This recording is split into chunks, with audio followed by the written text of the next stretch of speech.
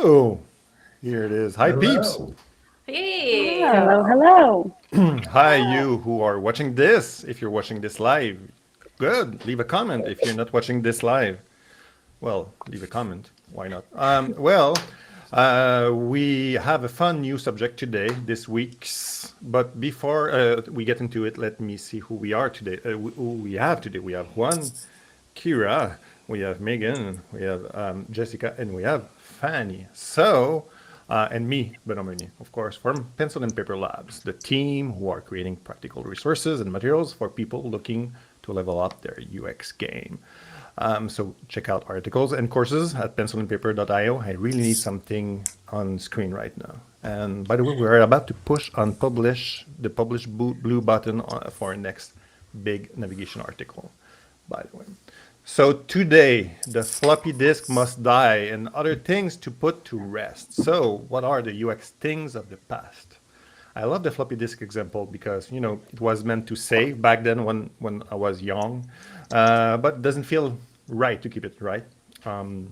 So like when someone old like me saying, I'll call you, but mostly it's like that now. Yes, I don't. It's like this. Yeah. Awkward. Awkward. Oh yeah, we have a awkward. So I'm asking you, my peeps here, what are the things in enterprise UX we think we should kill? Yeah. Who wants to go Big question. first? I'll jump in with one I kind of love, hate. I was looking at some of the software I use, and there was an approval option, and the icon next to it was a little stamp, like a literal stamp of approval. And it feels, part of me loves this and hopes we can keep it forever because it just feels like a fun reference to something that hasn't existed in so long, though it probably hasn't been so long. But I don't know, it feels less obsolete than cute at this point. Yeah. We And need an undo button right to the approval button. No? Yeah. No. Okay. Approval stem. Yeah. Scrumorphism. Yeah, that's good. I love it. I've got one. Good. Kill it. Oh, kill it, yeah. Let's kill the fax machine. What? They're not dead? They're They're not. not. They're alive and What? well in the And healthcare, biotech, And well, world. Law as well. I need some anecdotes And here. law. I need Yes. some. I feel like you went through a tough thing here. Well, yeah, Where's- we have been doing, or we have done a couple of designs where it's like a fax machine replacement. And so you're like, oh, it's just like a digital thing that you do for like to not do fax. And it's like mind blowing kind of stuff. So it's like it's still a workflow people are doing at their work every day in the healthcare world. They're like grabbing a fax and they're like, okay, cool. And then they're going to their computer and they're going like this. And typing in, like data entry, typing stuff in, making a bunch of mistakes, probably. And then they're like, okay, cool. Let me just file this fax in a thing. Are you saying that everything should be digital now? Well, I mean, I don't know what the right answer is, but the thing that I just find so hilarious about the whole faxing thing is that it sends it creates a physical copy in another location. So then you have two. But also it's just on a fax machine in an office. Anybody that you can walk by that fax machine and grab that piece of personal information. You don't have to put in a password to see that personal health information. So it's kind of hilarious because the rationale around it is that it's more secure. How do you But remove a it's fax? not. Yeah. You tear it up. You have to have a shredder too. You gotta have a shredder. Yeah. And a hammer and but I mean, what do you think if you're proposing something digital, they will automatically switch to something online, or no? What's stopping the Perception. transition? You know, I Perception think of especially in healthcare and law too. 'Cause, Healthcare. Oh yeah, Quebec is. We're running, the health of an entire nation on fax right now. Yes. I mean, the funniest thing though, there's Yeah. online services that you can use to send a fax. I know. Totally. Wait, what? So that you Like- don't need a Elaborate? fax Print at the to start. fax. There's, Oh, there's yeah. websites where you need to send a fax. I don't have a fax machine, Yeah. so you can go online, find a servers where you can send a fax to a fax machine online. Oh, I wish I knew about those when I needed to fax stuff to whatever healthcare thing I had. Yeah. Oh God, I had to like tried. show up at the DEP where they had a fax machine and bring my documents with my cast. Yeah, I had to go to I didn't know about Staples to those. send things like that. Yeah, yeah, It's yeah. such- Yeah. And it's It's not cheap. ridiculous. Weirdly, it's like $2-3 to send a fax. Yeah, because where else are you going to go? Or They've even got it cost. cornered. And I tried during the pandemic to send a fax with this kind of services, and I had to add a 24-month subscription to be able to send one fax, and I had to Yeah. cancel it, so it was a mess. Oh no. So faxes. That's- a good one. Yeah. I think we should kill it with a baseball bat. I think. Office space style. Okay. Yeah. Who else? Who else have something to kill in enterprise UX? All right, I can go. Go ahead, mate. No, yeah. Thank you, Juan. I was just gonna say there's a saying that I kind of want to kill. The saying is, "Let's just use this because it's in the library." Oh, let's dig on this. Yeah. So I guess Burn if that's obsolete, are we saying that libraries are obsolete? Because I feel like that's a horrible, sad thing. I do like libraries, but I feel like the process of just assuming we're gonna do something just because it's in a library, I have some beef with that idea. I want Oh, you to mean have like a library of assets? Though? Is that what you mean by yeah, library? assets or even like dev libraries. I feel like those are super amazing, powerful things, but we can't just assume, hey, it's in the library. We're just gonna use it, no questions asked. I mean, maybe there's some constraints, and we have to because of this or that reason. But if there's options, there's a discussion around it. There's some questions we might want to have, exploring, digging into that. That would be great. And I feel like just saying, "Oh, it's in the library. Here we go." Like just Yeah, just use bypassing it. I don't like that. It could be. So not just the saying, but like the practice. Yeah. I'm pretty sure we maybe had the experience on choosing a design system, and they wanted to see everything that is in design system and see if they can, match the feature that they have with the design system. Make sure that they don't have to develop anything else. I just want to plug and play things. Yeah. But I love having a library and have to work with it.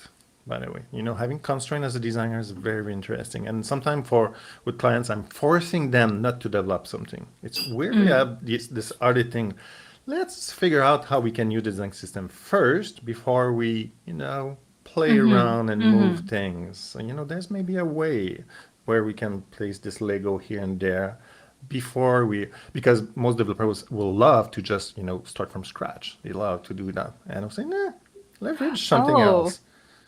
Do they? Yeah. Yeah, Not all of them. not all of them. No, that's true. My Say past experience. fans of tools. Okay. So, do we prefer, having a blank page or having a library? I think libraries are fantastic, but the thought process of just being strictly for no reason. I mean, there's lots of good reasons out there, but for no reason, just strictly married only to that library and not being open to discussing maybe some things you need to tweak or something. That's tough in the enterprise space, I feel like. Because the interactions are not always like you're going to get pre-built components, but you're not going to get always pre-built interactions that make sense that have been tested with users and actually Interaction for sure flows. work. Yeah, that's a good point. What's your favorite library, Megan? You have to take a stand now. I mean, I have used Blueprint.js a lot just to refer to. I've checked that out. There's the other one with filters that I can't quite recall right now, but there's a couple out there that I do really like to refer to just to see what's out there, what other people have done. And I think that is a good thing. It's a great tool to check out. Why do you love them? Seeing how other people have approached different problems and maybe the opposite too, how you might have a problem and you might see their approach and how it does or doesn't cover that helps with the creative juices a little bit. Is there libraries that are more enterprise UX than others? You think? Yeah, I would assume. What do you think, Juan? I see you. Yeah, definitely. There's stuff that is meant for like larger companies, and usually they cost more. So that's like they're for enterprise. That's one easy tell. And they just they have that suit and tie kind of look and feel to them. So that you need to like treat them with some sort of level of reverence. So it's not material design. Okay, great. No, material design, I wouldn't call that. I mean, yeah. Don't get me started. Oh yeah, no. Well, I will get you started. Can you use material design for enterprise UX? Come on. Well, can you build just complex interaction with a design system that was done for mobile first? I don't know if that was exactly. That's what I was gonna say. I don't think it was. I always feel like the guy that invented the laser. He's like, oh my god, this is gonna change the world, which it did. But now that I'm using it to play with my cat, I feel like that's the same with like material design. It's like it was meant to like, just make this fun little mobile app, and then, well, can we build an enterprise software with that? It's like, well, I don't know about that. It's gonna take some modifications at the very least. Like you can build anything with anything if you really try. You can feel the limits of it when you're using Google AdWords or Google Admin Console or That's a good point. any of the actual enterprise-y stuff with the system. And you're like, oh. Yeah, not quite for this. Yeah, not quite for this. Yeah, exactly. And it has that feel like that, like, I don't even like the plasticky candy feel. So I don't know. That's usually what I think about material design. So material design it's not serious. Doesn't look serious. Maybe that's what it is. Yeah. Well, especially not the new UI layer that they added. It's like so pretty and rounded and colorful, and I mean, if they can do enterprise with that, I'd be impressed. Pink and pastels and because most enterprise UX are blue and white, right? Because it works better that way. Just that sense of calm, so you don't you flip the table when you're dealing with it. Sense of not too distinct. Yeah, not too distinct. Yeah. We're like everything else. That's a good point. What's the best color for enterprise UX? Is it blue? Is it purple? We got navy, we got ice blue, we got a gray okay. We got every once in a while a bit of like a teal. Yeah. Teal, Shake things up. You want to shake things up? Never red.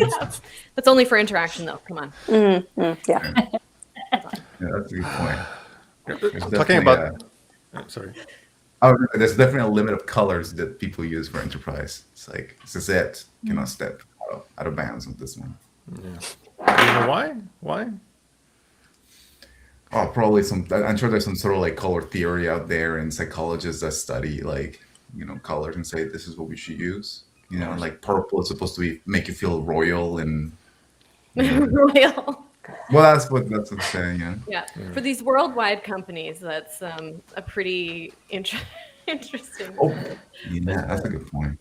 With because different colors mean different things in different cultures too, right? So you have to kind of play around with like a global Especially black entity. and white, Oh, that's true. Oh, yeah. tricky one. Can you give it an example? Okay. I don't remember the exact culture, but I know there's somewhere in the world where white is like associated to death and like negative things, and then black is like for weddings or something, like things more positive. And for us, I guess the very opposite. Like we tend to associate with the very opposite. I'd have to find that source again.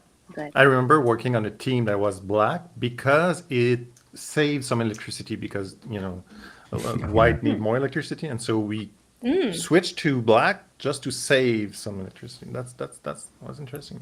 Yeah. That's super interesting. Yeah. We should always have a Google in black, because of our first page. And there's a formula out there. If we do that, we'll save a ton of energy.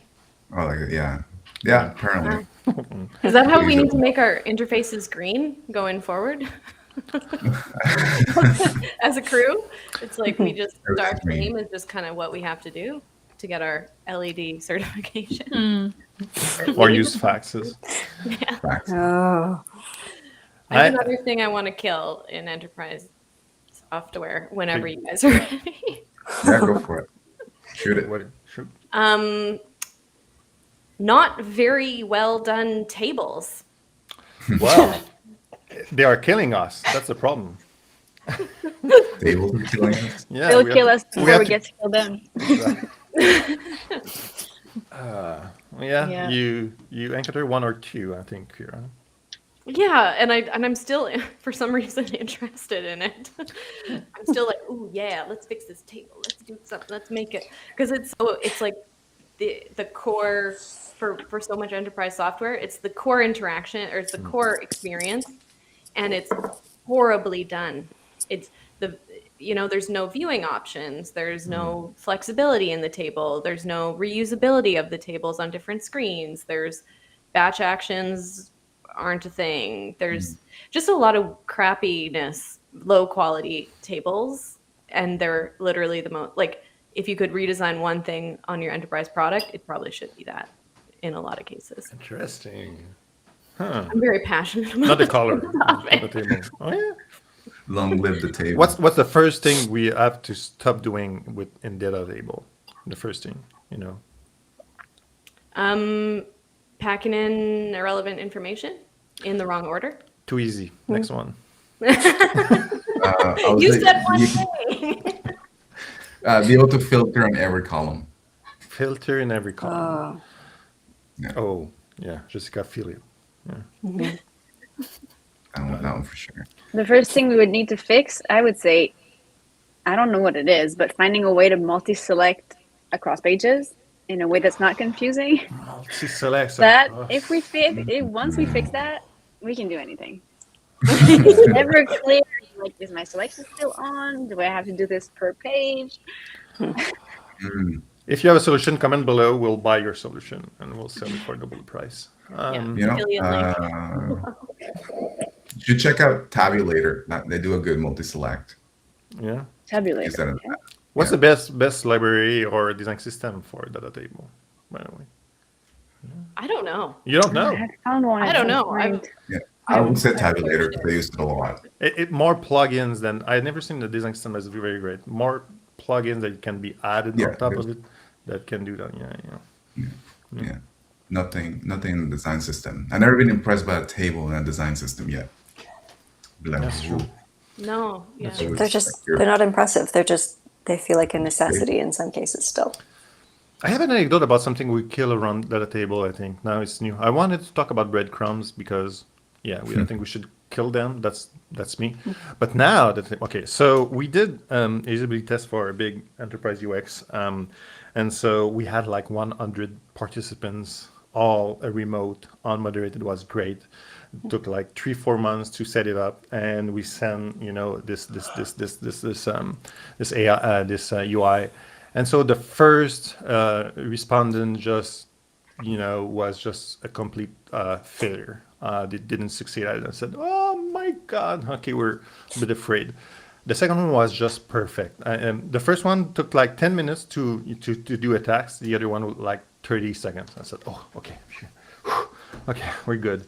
And all others were just very successful. Not under 2 minutes, like under 1 minute, they were just the best. And everyone, any kind of user, power user, beginners, manager, everyone was just great at it. And so we was a little bit suspicious. So I asked what to see, how they done it because I was, doing it remotely.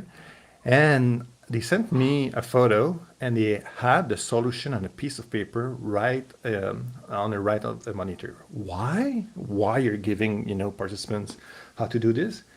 Because most of the participants don't use desktop; they are use mobile. So were in India. It was all about choosing the right person for the task, and they never use a desktop in their life. Never, never, never. And so they all use a mobile. So the first participant just didn't know how, try to fix it, show the instruction, and the 99% participants just follow the instructions. So my thing I want to kill is not to think about mobile, even not thinking about responsive. I don't know why it's so hard in enterprise UX to find out as soon as you do a responsive design what will be the other ways that user will use it. A dashboard could be used on the road to make a quick decision. A little approval, a little check. You can discover new ways of working if you offer this possibility of using your phone or your tablet. And that's an assumption that we even do. We did it yesterday. No, the solution is just desktop mobile. We're not sure that people will use it mobile. We don't know. We're not offering this opportunity, this possibility. And I'm pretty sure we're losing at the end because we're not, doing that. So I don't want to say mobile first, but there's a land of opportunity because we don't want to make an effort on making it responsive. Because a data table responsive, well, that's a problem. And companion use as well. Use. Like, you do have Figma is perfect example of this, right? Like you can open up Figma Mirror, you can have your phone just in front of you, and you can design on the fly on your desktop, and you can look at it. And I just saw actually Google Meet exposed a new feature like 2 days ago on my interface anyways. And they were like, oh yeah, if you want another screen, you can add another screen on the fly in a call. And I was like, oh yeah, why aren't we, there's a companion kind of use case there that we're not necessarily finding. And sometimes we have to build it so they will come because it's a new habit, it's a new new experience, and it could be easy to do a small little touch point during the whole user journey in enterprise UX. Just improve that mobile. You'll learn a lot. You'll be surprised, I think. Fanny, discoverability is interesting for that. Sorry, people might not even assume that they could, because there's a pattern out there of not using. So, yeah. The pattern of not using a mobile? Yeah. It's weird because every employee is using an app. They're on their phone. They're on their phone all day, day. but we're saying no, they will never use their phone. Well, they kind of do right now. You're just not offering something. Fanny, it's your turn. Is it? Yeah. I'd have a really small one and then a really big one. Oh. So you get to pick. Oh, start with a small one. We'll finish on the big one. Okay. Small one, it kind of goes with your breadcrumbs thing. I think we should never again hard code back buttons into apps of any kind. They Thank you. are stressful. Thank you. And the most recent example of that is we've been using the Cookit service to get boxes of meals. And when you preview a recipe, it opens in doesn't look like it, but it's a modal. And if you click back on your browser, you lose your whole menu selection of the week. But if you click on their back, you're good. And so back buttons create confusion and stress in the user because you don't know if you miss it, do you lose data, etc. And you've got so many ways to go back. You've got navigation, you've got browser back. People know about that. You've got just swipe on your trackpad if you have a trackpad. So yeah, I think they're a bit of an overkill. Yeah. Amen. Amen. Okay, And there's a statistics out there of how many people are using the back button, and it's pretty much more than 80% are using the back button every time. So yeah. It's intuitive. It's always been there. What's your big one? My big one is really big. I constantly wonder about what would happen if we were able to move away or like move beyond the metaphor of files and folders. And that's seen a lot in enterprise stuff, right? The world order right now. We replicate this hierarchical way of organizing information and files and sheets and all that. And what if, like, I don't know, I have no idea what it can be because it can be so many things, but I'd be so curious to like see an enterprise tool being like where like all the files are like on the same level, and then it's more about maybe searching and favoriting or another way to like reach them than digging through the. I'm just so curious about that, and it applies to more than just enterprise, of course, but enterprise would be a big part.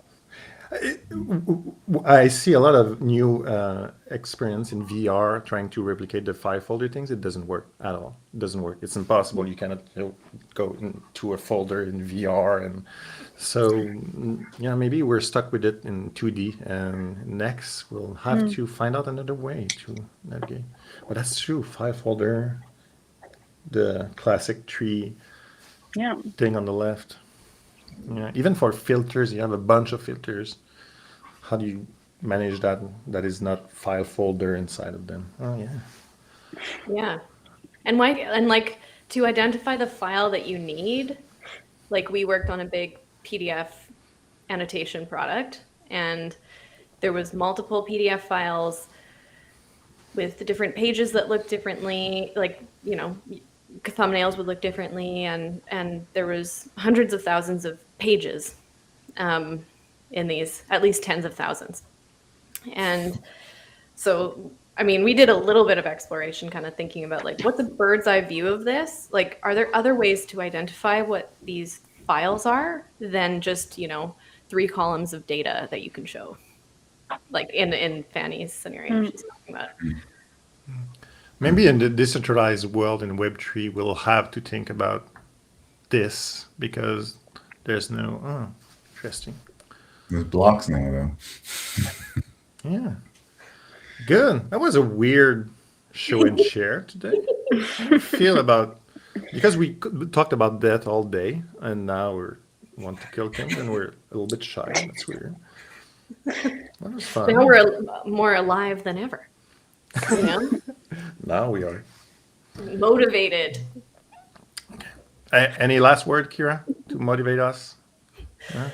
I don't know. We can go forth and do the murdering you need to do. Thank you all, and leave a comment if you have something you want to kill, and see you very soon. Bye, everyone. Bye. Bye, group. Bye.